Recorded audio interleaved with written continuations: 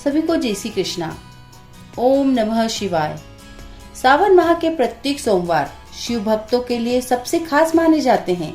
इस दिन शिव भक्त व्रत रखते हैं और विधि पूर्वक पूजा करते हैं। मान्यता है कि सावन महीने में प्रत्येक सोमवार को शिव चालीसा का पाठ करने से भगवान शिव की कृपा प्राप्त होती है। आज यानी 10 जुलाई को सावन महीने का पहला सोमवार है। सावन माह के प्रत्येक सोमवार शिव भक्तों के लिए सबसे खास माने जाते हैं। इस दिन शिव भक्त व्रत रखते हैं और विधि पूर्वक पूजा करते हैं। भगवान भोलेनाथ सबसे जल्दी प्रसन्न होने वाले देवता हैं। धार्मिक मान्यता है कि शिव जी को मात्र 1 लोटा जल से भी प्रसन्न किया जा सकता है। सावन के महीने में शिव भक्त तरह तरह से भगवान शिव को प्रसन्न करने का प्रयास करते हैं। यह भी मान्यता है कि सावन के महीने में प्रत्येक सोमवार को नियमित रूप से शिव चालीसा का पाठ करने से भगवान शिव की कृपा हमेशा बनी रहती है। इसके अलावा व्यक्ति के जीवन से सारे दुख कष्ट दूर हो जाते हैं। श्रावण सोमवार व्रत कथा। अमरपुर नगर में एक धनी व्यापारी रहता था। दूर दूर तक उसका व्यापार फैला हुआ था। नगर में उस व्यापारी का सभी लोग मान सम्मान किया करते थे। इतना सब कुछ होने पर भी वह व्यापारी अंतर्मन से बहुत दुखी था, क्योंकि उस व्यापारी का कोई संतान नहीं थी। दिन रात उसे एक ही चिंता सताती थी कि उसकी मृत्यु के बाद उसके इतने बड़े व्यापार और धन संपत्ति को कौन संभालेगा। पुत्र पाने की इच्छा से वह व्यापारी प्रति सोमवार भगवान शिव की व्रत पूजा किया करता था। सायंकाल को व्यापारी शिव मंदिर में जाकर भगवान शिव के सामने घी का दीपक जलाया करता। उस व्यापारी की भक्ति देखकर एक दिन माता पार्वती ने भगवान शिव से कहा, हे प्राणनाथ, यह व्यापारी आपका सच्चा भक्त है। कितने दिनों से यह सोमवार का व्रत और पूजा नियमित कर रहा है। हे भगवान, आप इस व्यापारी की मनोकामना अवश्य ही पूरी करें। भगवान शिव ने मुस्कुराते हुए कहा, हे पार्वती, इस संसार में सबको उसके कर्म के अनुसार फल की प्राप्ति होती है। प्राणी जैसा कर्म करते हैं उन्हें वैसा ही फल प्राप्त होता है। के बावजूद पार्वती जी नहीं मानी। उन्होंने आग्रह करते हुए कहा, नहीं प्राणनाथ, आपको इस व्यापारी की इच्छा पूरी करनी ही होगी। यह आपका अनन्य भक्त है। प्रति सोमवार आपका विधिवत व्रत करता है और पूजा अर्चना के बाद आपको भोग लगाकर एक समय भोजन ग्रहण करता है। आपको इसे पुत्र प्राप्ति का तो वरदान देना ही होगा। पार्वती का इतना आग्रह देखकर भगवान शिव ने कहा, तुम्हारे आग्रह पर मैं इस व्यापारी को पुत्र प्राप्ति का वरदान देता हूँ, लेकिन इसका पुत्र 16 वर्ष से अधिक जीवित नहीं रहेगा। उसी रात भगवान शिव ने स्वप्न में उस व्यापारी को दर्शन देकर उसे पुत्र प्राप्ति का वरदान दिया और उसके पुत्र के 16 वर्ष तक जीवित रहने की बात भी बताई। भगवान के वरदान से व्यापारी को खुशी तो हुई, लेकिन पुत्र की अल्पायु की चिंता ने उस खुशी को नष्ट ही कर दिया। व्यापारी पहले की तरह सोमवार का विधिवत व्रत करता था। कुछ महीने पश्चात उसके घर बहुत ही सुंदर पुत्र उत्पन्न हुआ। पुत्र जन्म से व्यापारी के घर में खुशियां ही खुशियां छा गई। बहुत धूमधाम से पुत्र जन्म का समारोह मनाया गया। व्यापारी को पुत्र जन्म की अधिक खुशी नहीं हुई, क्योंकि उसे पुत्र की अल्पायु के रहस्य का पता था। यह रहस्य घर में किसी को नहीं मालूम था। विद्वान ब्राह्मण ने उस पुत्र का नाम अमर रखा। जब अमर 12 वर्ष का हुआ तो शिक्षा के लिए उसे काशी भेजने का निश्चय किया। व्यापारी ने अमर के मामा दीपचंद को बुलाया और कहा कि अमर को शिक्षा प्राप्त करने के लिए वाराणसी छोड़ आओ। अमर अपने मामा के साथ शिक्षा प्राप्त करने के लिए चल दिया। रास्ते में जहाँ भी अमर और दीपचंद रात्रि विश्राम किया करते थे, वहीं यज्ञ करते और ब्राह्मणों को भोजन कराते थे। लंबी यात्रा के बाद अमर और दीपचंद एक नगर में पहुँचे। उस नगर के राजा की कन्या के विवाह की खुशी में पूरे नगर को सजाया गया था। निश्चित समय पर बारात आ गई, लेकिन वर का पिता अपने बेटे के एक आंख से काने होने के कारण बहुत ही चिंतित था। उसे इस बात का भय सता रहा था कि राजा को इस बात का पता चलने पर कहीं वह विवाह से इनकार न कर दे, इससे उसकी बदनामी होगी। वर के पिता ने अमर को देखा तो उसके मस्तिष्क में एक विचार आया। उसने सोचा, क्यों न इस लड़के को दुल्हा बनाकर राजकुमारी से विवाह करा दूं।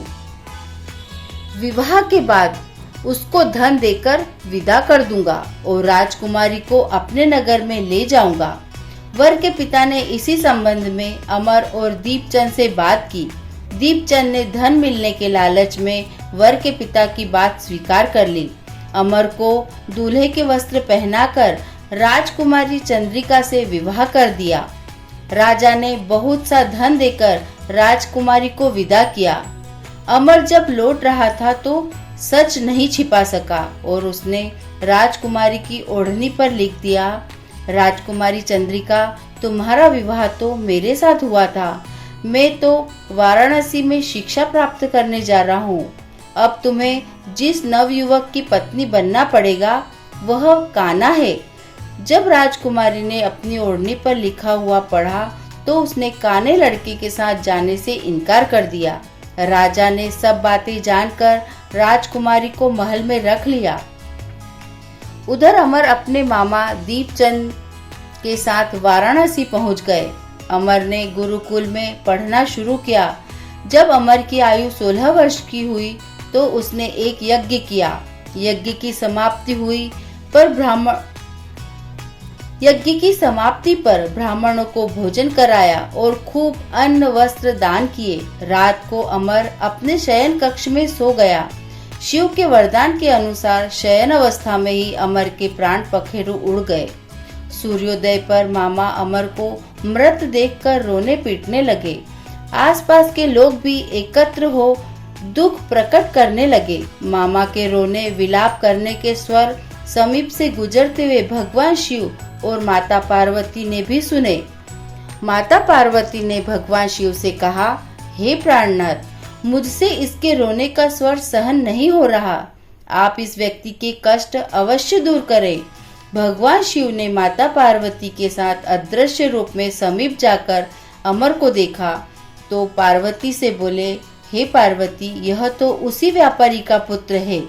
मैंने इसे 16 वर्ष की आयु का वरदान दिया था।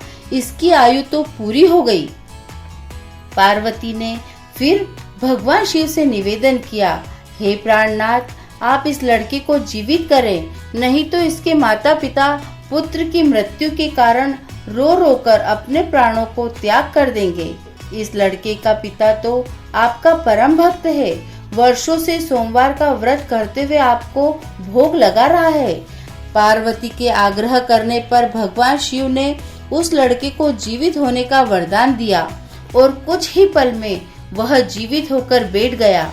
शिक्षा प्राप्त करके अमर मामा के साथ अपने नगर की ओर चल दिया। दोनों चलते हुए उसी नगर में पहुँचे जहां अमर का विवाह हुआ था। उस नगर में भी अमर ने यज्ञ का आयोजन किया। समीप से गुजरते हुए नगर के राजा ने यज्ञ का आयोजन देखा। राजा ने अमर को तुरंत पहचान लिया। यज्ञ समाप्त होने पर राजा अमर और उसके मामा को महल में ले गए और कुछ दिन उन्हें महल में रखकर बहुत सा धन, वस्त्र और राजकुमारी के साथ विदा किया। रास्ते में सुरक्षा के लिए राजा ने बहुत से सैनिकों को भी साथ भेजा। दीपचंद ने नगर में पहुंचते ही एक दूत को घर भेजकर अपने आगमन की सूचना भेजी। अपने बेटे अमर के जीवित वापस लौटने की सूचना से व्यापारी बहुत प्रसन्न हुआ। व्यापारी ने अपनी पत्नी के साथ स्वयं को एक कमरे में बंद कर रखा था।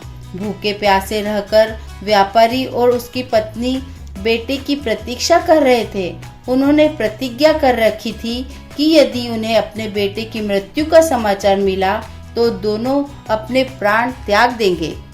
व्यापारी अपनी पत्नी और मित्रों के साथ नगर के द्वार पर पहुंचा। अपने बेटे का विवाह का समाचार सुनकर पुत्रवधू राजकुमारी चंद्रिका को देखकर उनकी खुशी का ठिकाना न रहा। उसी रात भगवान शिव ने व्यापारी के स्वप्न में आकर कहा, हे श्रेष्ठी, मैंने तेरे सोमवार के व्रत करने और व्रत कथा सुनने से प्रसन्न होकर तेरे पुत्र को लंबी आयु प्रदान की है। व्यापारी बहुत ही प्रसन्न हुआ। सोमवार का व्रत करने से व्यापारी के घर में खुशियां लौट आई। शास्त्रों में लिखा है, जो स्त्री पुरुष सोमवार का विधिवत व्रत करते हैं और व्रत कथा सुनते हैं, उसकी सभी इच्छाएं पूरी होती है। ओम नमः शिवाय। भोलेनाथ भगवान की जय। यह पौराणिक व्रत कथा कैसी लगी, आप अपने कमेंट्स के द्वारा हमें अवश्य बताएं।